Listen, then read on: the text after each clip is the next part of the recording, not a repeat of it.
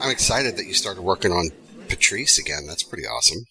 Yeah, it's nice to see. I mean, I really wish that I could find an old version of it. I probably somehow burned them all, and I probably could find one. I just don't know where they would be, you know? You're just not trying hard enough. I'm just not trying hard enough. I'm procrastinating, as we've discussed. You know, if you listen to our episode on procrastinating, maybe you could cure yourself of that. Yeah. But, there are a couple places where I've saved old materials. But as I've gotten older, those places have become fewer and fewer as I've been like, what do I need this for? More and more as I get older. So I might be able to find it. I hope I do. But for right now, the thing that I've got that's working is I'm really having fun with it, rethinking the story and trying to make it into something that I would enjoy reading right now. I would like to read that as well. So, yes. I mean, if you are down for that, throw it my way. You've inspired me as well because, by going back to Patrice, I'm looking at going back to the second arc and just trying that again. And I like one of the stories you told where you kind of read the whole thing, put it away, and then try to write it fresh, I may try that. I have this habit where, there's certain turns of phrase that I'm enamored with, and so I try to hang on to those. And I wonder if sometimes the act of hanging on to this perfect phrasing that doesn't fit anywhere, maybe that's not, the most productive use of my time. Certainly now that what I'm recognizing through all of our discussions is that I really need to be focused on forward action with the story and really trying to get the characters to do cool things rather than try to sort of preserve this fossilized phrase from the past, So right. I don't know, but it's still tough. Like I still have much affection for those kinds of things, and I kind of want to carry them forward. Those are really tough to cut. I take your speaking of phrases, like you come up with a really great sentence, and you're like, "That's the way that I want that to speak." Yeah, there was a teacher I had, a professor at Texas State. And she used to say that you were striving for something that was unparaphrasable. And I really liked that. So like the best way to say it is the way it is said. Like you can't make it any better. Yeah. And so every now and again, I feel like I kind of stumble upon that and go, oh yeah, I cannot say that any better, but I can't use it. So like, what do I do with it? And, at this point, it just sits on the shelf, virtual shelf, just sitting. Yeah. There. Yeah. Yeah, that's the kind of stuff that I really, really love about some of the lit mags that I read online. I'm speaking of like X-Ray or Hex or HAD. I mean, these are really wonderful publications that I would aspire to, because it reminds me when I was in high school, I only took one AP course, and it was like language in English or something. And we all got New Yorker subscriptions for the first half of the year. Talk about a liberal agenda. But our teacher, the really great Mr. DeCamp, was all about having a search for language that really puts things in really wonderful ways. And so, it's one of those things when you see it on the page and someone else has written it and you just stop reading and you're like, oh man, that was really, really amazing. That's incredible imagery, or however they put something, however they phrased it. And then you come up with one on your own that you feel like, ooh, hey, I didn't know I had that in me. It's hard to let it go if it doesn't fit, Yeah, I always think that it'll fit somewhere. I just need to find out where it's going to fit. Raymond Chandler had like 16 stories, and he's just like, wait a minute. This isn't going to be I'm not going to use this for this story about my day at the beach with my kids. I'm going to put it in a detective novel. That's right. And he's furiously rifling through all of his notebooks. He's like, aha, here's the phrase, Somehow I don't think that's the way it works. I'll tell you though, I was looking at, I try to keep current with what people are putting out on these groups on Facebook, because I find it really compelling to watch other people in their journey. And sometimes when folks will put an excerpt from their work out there and it's really good, I want to give them some praise, right? Unsolicited praise is one of the easiest gifts that we can give to other writers, and we really should be paying it forward as much as possible. Not just to say it, right? Like, you shouldn't ever lie and go, it's great, because they'll take you at face value and assume that it's ready to go. And if it's not, that's not helping anyone. But I have seen some excerpts that are really good, but I've also seen some stuff that's not. And I struggle with how to provide feedback there, and I really just don't, because it's not my place. I'm not their editor, like, whatever. Yeah. But there was one book, it was a self-published book. I think it's on Amazon. And the person said, I really haven't gotten a lot of traction on this. I'm going to share the blurb and the cover art. And you guys tell me what's going on, because I'm really not getting the kind of response that I want. And so she put it up there, and I read the blurb. And the blurb was interesting, but it felt really generic. And the name of the book was, I believe, Enchanted Quest. And I'm like, yeah, that really feels like a placeholder for a title, like insert title here.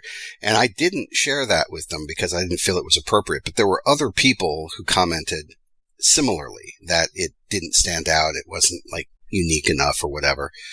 And it made me start thinking about titles and how sometimes the title is the thing that actually draws me in. Do you ever start a story with a title, or does the title come to you after you've sort of written it already? Titles are struggles, man. I hate titling. I hate it. I can't do it. The title comes to me at the end, after I've written it. And then I try to hint to my girlfriend. I'll say, boy, I really having a hard time trying to figure out what to title this. And then kind of give a big giant pause to see if she says anything. And she won't. She's, smarter than that.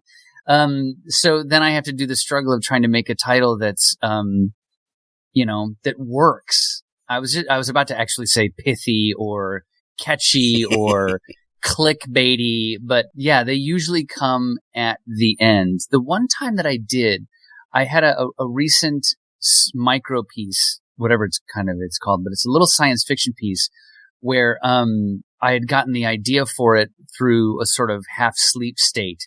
This image kind of came into my head, and I woke up and I wrote it and I worked on it, and then I overworked it, and then I left it, and then I came back, blah, blah, blah, blah. So the title was actually the punchline from the story. Boy, I'm really making this story sound great, aren't I? But yeah, very rarely do I have a title in mind when I'm writing it. It's always a struggle at the end for me. What about you? Yeah, my thesis was the hardest thing to title, because I had a collection of stories that were sort of disjointed anyway. And I remember making a big joke out of it. Like, I couldn't come up with the title. And so the running joke with all of my cohorts in school was that I would basically say any phrase that came to mind at any time in our conversation, and I would follow it with, that's the title of my thesis. Right. And so I would walk around with them all the time going, menu, that's the title of my thesis.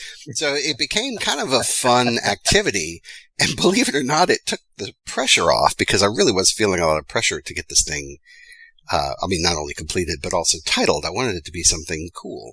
And I remember we were walking, this was weeks and weeks into the exercise, and we were walking down the street, and I saw a parking sign, and it said, no stopping anytime. And I said, no stopping anytime.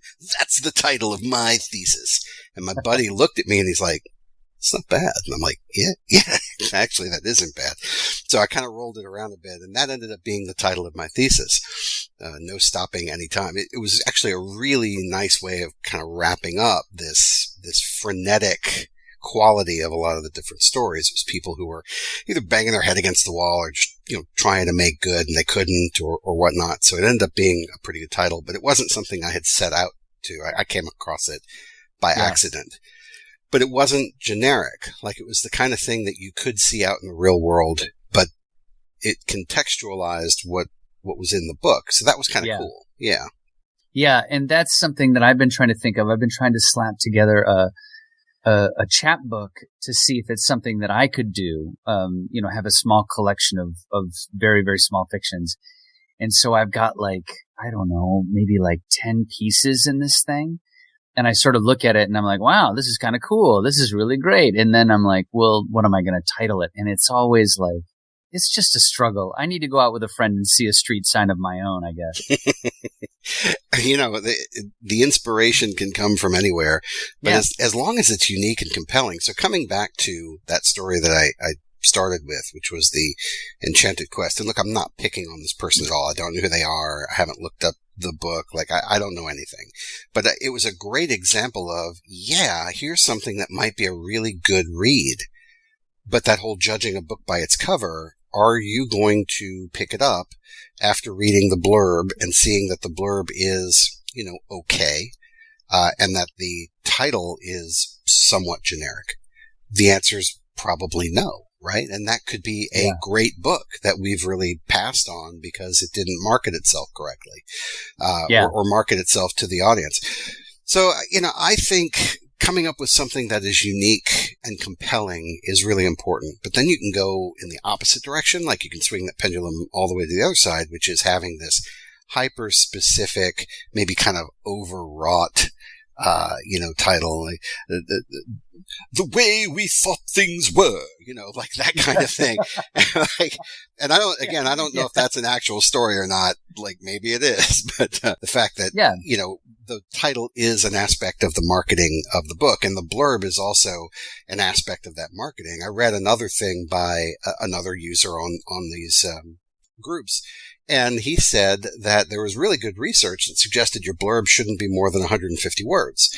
That there's actually, focus group research that said that people, when you had one that was longer than 150, one, they may not read that far, and two, the people who did read further than 150 actually had a less favorable view of the story than those people who just stopped at 150. So it's like the longer the blurb, the less likely you are to talk the reader into, and because the response they got was from people who are like, oh, well, they're really laying it on thick here. They must, I suspect that this isn't as good as they're saying it is because they're really doing a hard sell on the back of the book. So It's almost like the back of the book is a teaser in a way that you just showcase, here's what type of story it is. Don't you want to crack this sucker open? Don't you want to see what's going on? Yeah. When I wrote that first 50,000 word piece, that kind of novel that I had actually started to think, okay, well, now what do I do now? I've edited a couple times. Maybe I should try and see if I can find a place for this. And that was, I think that actually has turned me away from it, and I haven't touched it ever since, was the fact that writing that blurb is your 30-second, your elevator pitch, and having enough experience to do that, I think it probably comes easier, perhaps, to authors who have done it a lot. At least I would hope so that hopefully down the road, if I've written a couple of my own, they'll be easier to do. But you're trying to be truthful about what the contents are, but you got to pizzazz it up to make sure that they do buy it, or read it in the first place. Yeah. And what is that title telling us? What is the blurb telling us about the work? It's got to be at once recognizable, but also distinct. And that's a tough, line to draw, because it's got to be like, I can pick up this book and go, oh, the title tells me in general what type of story I'm in for. Dial M for murder. You kind of know what you're in for there. Or The Unbearable Lightness of Being, right? You're going to get a kind of a thinky book there. We get that coming in. So the title needs to sort of communicate, this is the type of experience that you're buying into, quite literally.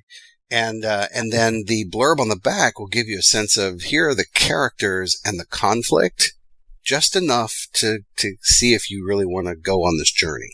Yeah. And that's it. 150 words. So I think I'm going to start looking at the books that I have on my shelf, the ones that I know that I like, and kind of look at the title critically and look at the blurb critically and think, is it accomplishing what I've just sort of verbalized that it needs to accomplish? I'm really interested to do that. I think I'm going to take that on as an exercise. Yeah, I'd be interested. I'm looking right over at my bookshelf as well. One of my, if not my all-time favorite book, The Boy Detective Fails by Joe Mino. And so I flip it over. It's paperback. If you can't write the blurb, if you're feeling a little weird about writing a blurb, I guess a good substitute are all these positive reviews that are on the back of this book. But the inside of the cover it looks like it's about I'd say it's about 100, 200 words for the blurb. So yeah, I'm going to take a look at that and see. Reading more of the work that you really like and that inspires you helps your own writing. And I'm sure it's the same way with these blurbs. If you kind of find those authors that are sort of along the trajectory or, writing the kind of stories that you like, seeing how their blurbs are might help you construct your own. Yeah, and this is kind of like a backhanded way of getting into how do I tell the complete story from beginning to end.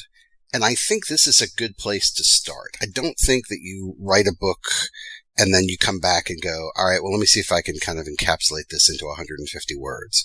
Because how reductive, right? How disrespectful to the amount of time that I put into this. But no, like you wouldn't do that. It would be like taking a symphony and trying to play, 10 notes and like, well, that's the symphony. No, it's like, look, let's tell the big arc and not even the complete arc. Let's tell the first act of the complete story, just enough to get people to see where the conflict is, where the drama is, and see if they want to come along for the ride. And that might be a great way. The reason I brought this up earlier is that I think I'm going to do this as an exercise because I kind of want to see if that is a good way for me to start a new journey. Right. So you start with that blurb in mind because that's really where the marketing is going to come in. That's going to get people to kind of pick the book up and take a look at it. But it's also going to, I think, set you on a very good path. If you have a mysterious, conflict-heavy challenge, that an interesting person has to go through, well, gosh, that's every good book, right? So, let's just figure out what those are and start writing towards that rather than just open up an empty page and just start going and see where it takes you. I feel like I need more structure than that. And so I kind of want to try it this way. Yeah. And there is, I haven't written a longer piece in a long time. And by longer, I mean more than 10,000 words. And that might be interesting because I have been watching an awful lot of film noir. And I would love to do a film noir in the far future. So maybe as an exercise, I can, join you, try and write a little blurb and see if it's something that I can say, maybe I would want to try and read this.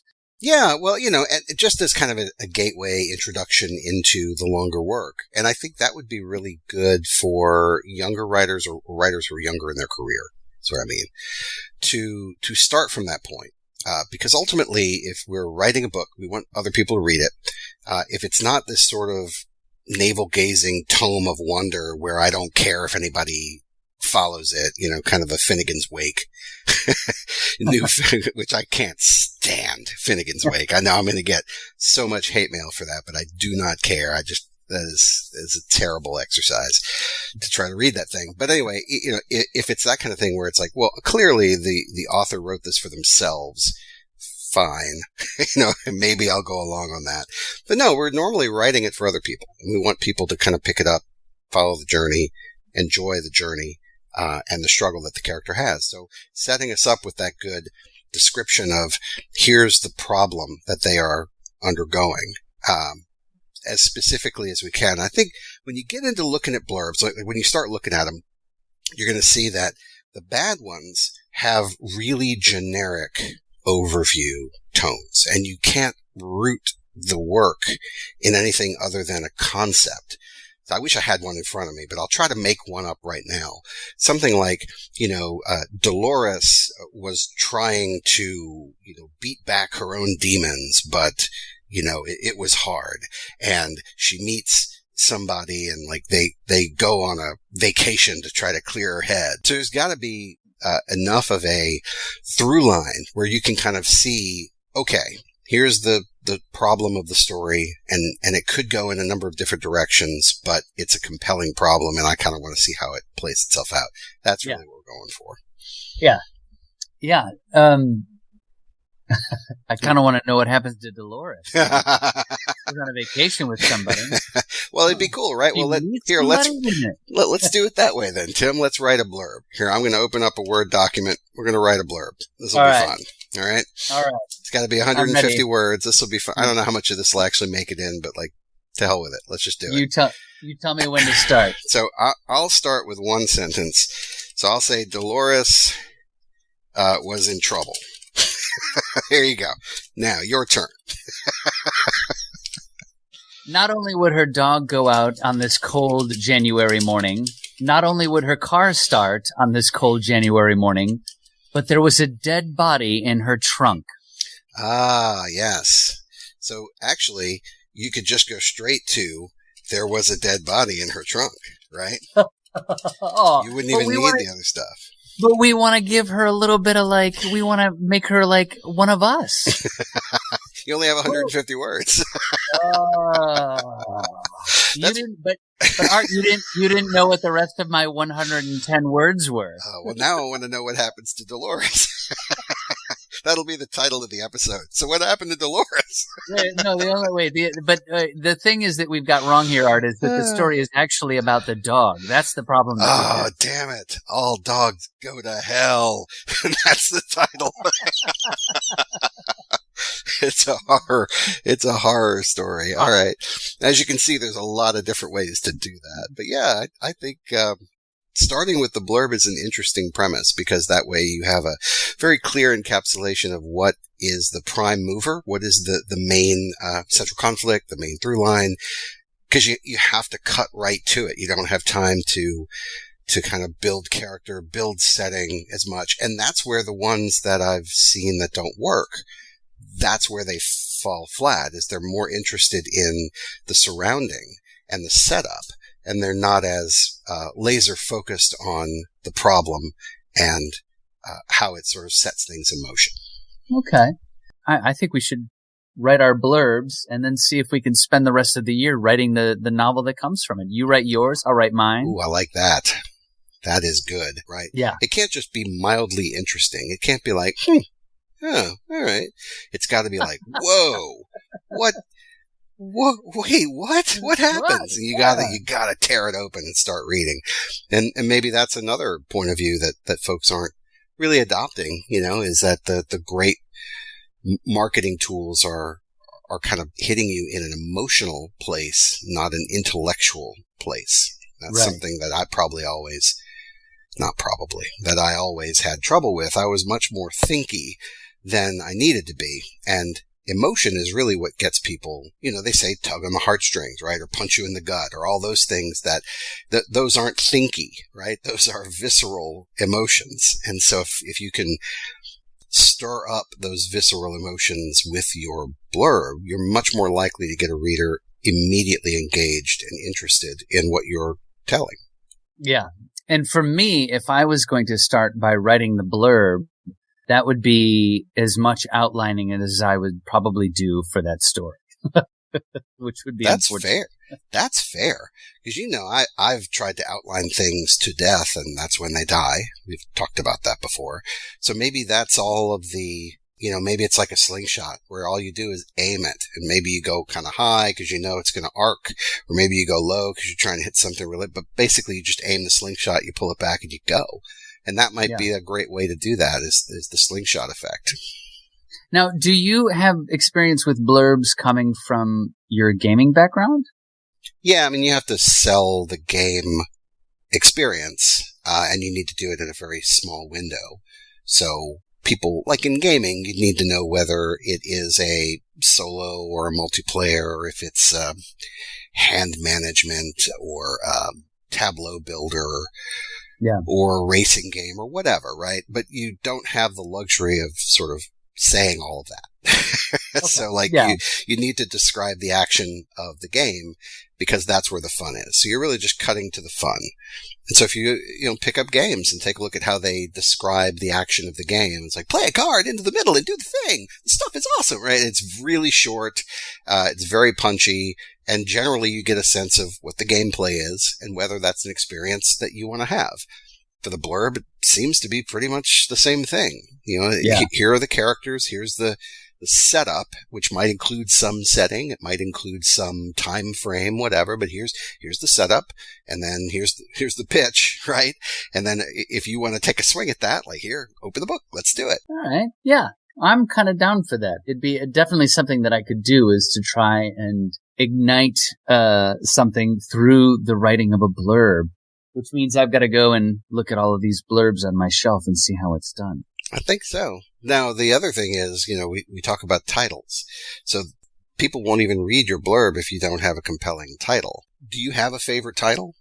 I really do like The Boy Detective Fails. It was a book that I found in 2000, must have been 2007. And, it's one of my favorites. It's gotta be my favorite book. It's fantastic. I love it. The other, If on a Winter's Night, a Traveler from, Italo Calvino. Yeah. That's a big favorite. And, the book that I'm still reeling. I read it a year ago and I still love This Is How You Lose the Time War by, Amal El Motar and Max Gladstone. And so those off the top of my head. Yourself? There was a story that I came across in the 90s by, I think it was an Argentinian writer, but it was, there's a man in the habit of hitting me on the head with an umbrella. And that was the story of the title of the story. And it was the most ridiculous thing I had read until it pivoted. And it was perhaps the most heartbreaking thing I had ever read. Fernando Sorrentino. There's a man in the habit of hitting me on the head with an umbrella.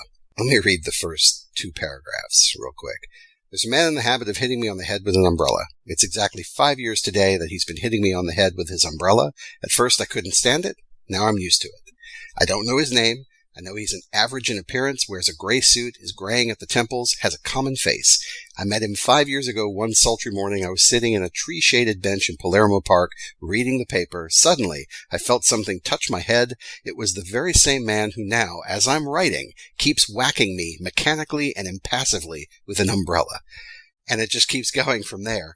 You know, and obviously the big question that comes up is like, well, wait a minute, why is this guy hitting you on the head with an umbrella? And also, like, why aren't you doing anything about it? So it kind of kicks off these 2 really compelling questions, and you want to keep reading because you want to know the answers to those questions. There was, I bought a book by, I can't remember the author, but the book was called The Littlest Hitler. And it was a book of short stories, by a notable writer. And, that particular story, The Littlest Hitler, was about a young man who was retelling the time when his dad helped him make a Hitler costume when he was like 12. And the dad had put him in the Hitler costume as, I guess, as kind of a joke, and used grease paint for the mustache and whatnot. And, you know, spoiler alert, didn't go very well. Right? But, it shouldn't. Right. But it was compelling enough for me to go, wait a minute, what? You know, and that got me to pick it up. Barthelme had a couple of good, Donald Barthelme had a couple of good novels. One was called The Dead Father, and that was a treatise basically to this sort of irrealist look at how challenging it is to sort of surpass your progenitor. Mm-hmm. And then he also did another book, which I think was his most successful novel. He wasn't a good novelist to me. His form was short fiction. He was an amazing short story writer. He was sort of a meh novelist. But Snow White was the name of the other one. And it basically did a retelling of the Snow White Disney myth. and it was interesting, you know? So those things, you know, I'm interested in, like, wait, Snow White, there's already a Snow White. What gives, you know? You know, it's so difficult. When I was younger and writing pieces, essentially all of my titles were, sort of like rejected Nine Inch Nails titles that Trent Reznor probably would have shuddered at. For a little while, I used to love making music, and I still do. I'm horrible at it. I can't play guitar. I love playing guitar. I can't sing. I love singing. So for me, it was a nice exercise to kind of like, you know, just do something for myself that I enjoyed. I loved trying to make noise like my favorite bands like U2 or Scissor Fight or Nine Inch Nails. And one of the big things that I would struggle over was writing lyrics. And, because I'm no Bob Dylan and I'm not even a good writer as Tim Goodwin. So one of the things that ended up happening to me was I was introduced to a band back around the turn of the century called Scissor Fight. And they continue to be one of my absolute favorite bands, but they have a very, very good sense of humor. And so once I was listening to this band, I was like, oh, wait a minute. I don't have to be so serious. I can write lyrics that that have a little bit of fun to it. I took off this onus off myself of being like, I need to write something that's going to resonate with people. And that's still something that I do today as a writer. But once you start to see other folks who can have a little bit of fun with it, who realize, hey man, all you need to do is just kind of scroll through Taco Bell Quarterly's Twitter page and realize, just do it for yourself. Just have fun with yourself.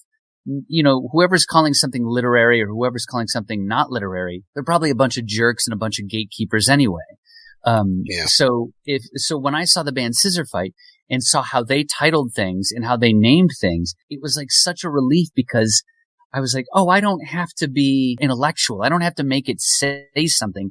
I can just have fun with it. And so kind of off to the side, sort of running alongside that, if you go to havehashad.com, they have beautiful, beautiful pieces by supremely talented writers. And it just makes me like, I love them all. But for example, the one that's up today is 200 CPR Dummies Lying Across the Outfield by an author named John Pinto, which is a fantastic piece that you should check out.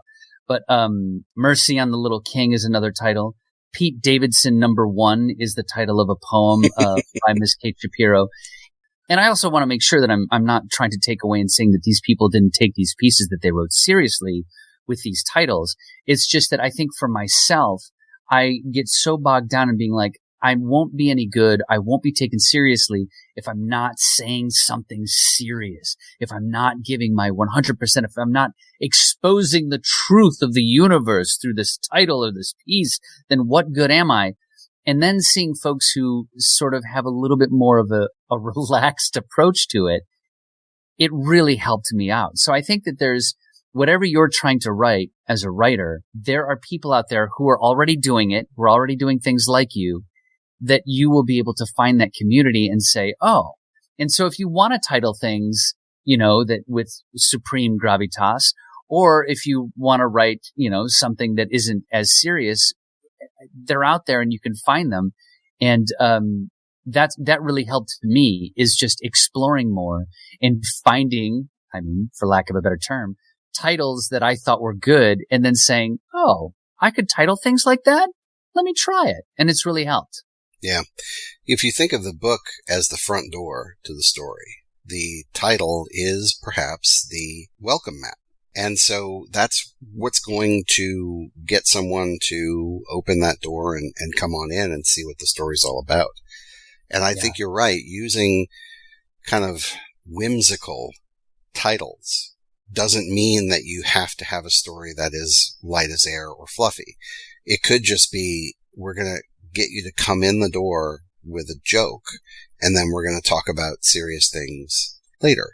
If you go with a whimsical or simple title, it's probably more engaging to the reader than something that is obviously straining to be grand or of magnanimous importance or is very impressed with itself. Yeah. So I can't think of any titles, probably because they wouldn't make it into print, But there's also the real world space constraint of the front of the book. Like, you don't want to fill the entire book up with words. So like there's already, remember you and I had talked about how you like to fill the space of your iPad or whatever you're working on. You like to make it look good, almost like a visual artist, because you're a photographer, and that makes total sense why you'd want it to look good. Same thing for a title of a book, that you'd want to be able to frame it. And so you can't have too many words, Yeah. It's really interesting. This is a fun conversation. Yeah. Yeah. It's very nice. So we're assuming that everyone is writing fiction. If they're listening to this, they're really looking at writing fiction. And so there are tools online that can help you with writing good titles that can sort of get your readers' attention quickly. And so one of the things that a title needs to be able to do is it needs to kind of communicate the genre, what type of story you're about to enter into. The Dial M for Murder very clearly is a murder mystery, right? Yeah. Ready Player One, good example. Yep. The Godfather, stuff like that. So like Fahrenheit 451, that's a good one. Yeah. Yeah. By Ray Bradbury. Like, well, what's so significant about that? And of course, at the very beginning of the book, it says that's the temperature at which paper burns. And you're like, okay. And then they sort of set up this world in which books are outlawed and they're being burned, and you take it from there. And that's a great example. Yeah. So the title of it can also come from the character and sort of, can be either inspired by the person or what they do. So I've seen Stephen King, his books, It, right? Carrie, Cujo, Dr. Sleep, he seems to name his books after primary characters, which works very well. It kind of lasers in on who is the focus of the story. That helps. You've got Harry Potter, right? Harry Potter and the Chamber of Secrets, Harry Potter and the Sorcerer's Stone, right? All these different things. Another important thing is to kind of workshop the title. So once you've got what you want to use, then start putting it in front of a bunch of people and saying, is this something that you would take off the shelf? Because I think that's the barrier of entry, right? You just want them to pull it down off the shelf and flip it over and read the blurb. I think, you want to have a title that, will appeal to a certain type of reader and one that you hope will come back to read whatever else you've written down the road. Yeah, it may actually, if you get really good at conveying that and kind of dive into the same target audience each time, and you see really successful writers, especially like young adult writers, and they come up with either a setting or a set of characters, and they take them, on multiple book journeys. Who is it? Rick Riordan with the Percy Jackson novels. Oh, yeah. Yeah, my daughter consumed those as well. And basically what he did was just lift mythology, like Greek and Roman mythology, and then repurpose it to tell a new story using those characters. And it worked really well. So I don't really know what I want to write. I just know that when I go to a bookstore and I look at all of the different books that are there, very few of them capture my attention. And I will pull down many of them because the titles are good, and I'll flip the blurb and I'm like, okay, I kind of know what this book is. But some of the blurbs give away so much that I feel like I've already read the book. They tell me the whole story. And I'm like, well, I guess I don't have to read that now, and I just put it back. Yeah. And that's the trick of it, is how to give just enough away to entice someone without having them finish the book and go, oh, well, there wasn't anything interesting. I had read it all in the blurb. Could also be the kind of thing where by writing the blurb, you can tell when you are too generic. So here's a possibility. If we write our blurb and then hand it to someone and go, oh yeah, I've seen this. This is the plot of Predator, right? It was funny that actually came up. So in these groups that I kind of lurk in, I saw someone ask a question of the group. And this is very bold to sort of say, well, here's the problem of my story, and I'm asking 120,000 people at the same time. So they had a bunch of comments. But basically it was, I have a monster, and I want to figure out how the monster I think it was a monster that could see forward and reverse. So it had kind of like an almost 360-degree field of vision. And the writer wanted to come up with a clever way that the monster could be surprised. And have it thwarted that way. And so someone said, yeah, we'll have the main characters set a trap for the monster. And so the monster's coming and it tries to, it thinks that it's about to win, but then, the trap is sprung. And I replied to that comment. I normally don't do this, but I replied to that comment. I'm like, yeah, that's actually a really good way to do that. It's a very clever idea. I think that's how every Predator movie was resolved. And I wasn't trying to be a dick about it, but I'm like, yeah, I'm pretty sure that's every fucking Predator movie. So, you're going to retell Predator? Go for it, man. Have fun. Man, you are banned from this. You are banned from here. But it's true. Even the most recent one, the Prey, which was a really great movie. Yeah, I very enjoyed good. The heck out of that. Yeah, was the same thing where they set up a trap and they sprung the trap. So I think that's a perfectly good way to do it. Now, should that person not tell that monster story because Predator's already had however many movies? No, I think they should tell their monster story. Just come up with a new trap. I think the trap is perfectly fine. Yeah, but I don't know if I've ever had that happen. I feel like I have, where I've been like, oh man, this is really, really good. And somebody goes, are you sure you just didn't rewrite My Man Godfrey? And like, wait, what? I'm sure it's happened to me a number of times. And I probably was my own worst editor, where I would just sort of set things aside and go, I can't do that because I recognize where it came from. In fact, back in the day, I wouldn't allow myself to borrow from my own experience. I assumed, and this is why I was not as successful as I could have been, because I really set myself up with a very tough challenge where I could not use any of my own experience in order to write. I had to completely come up with new stuff that had never happened to me. So those stories were garbage, because they weren't grounded in experience. The few times that I accidentally told the truth, the few times that I actually used my own personal experience, those are the ones that got published. And it took me almost 25 years to realize that.